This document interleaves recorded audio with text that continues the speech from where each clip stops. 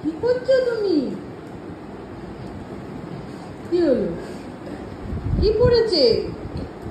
Due, বসো বসো, seat করো। বাবাই, দেখো মামা কি সুন্দর সিট করেছে। এই দুটো সিট করে না, খালি দুষ্টুমি। এই কিছু ধরবি না, ওটা ধরবি না, চুপ করে বস, ধরবি না। কি হয়েছে ডিউ? কিছু একটা পড়েছে না, তুই খুঁজছিস? কি পড়েছে?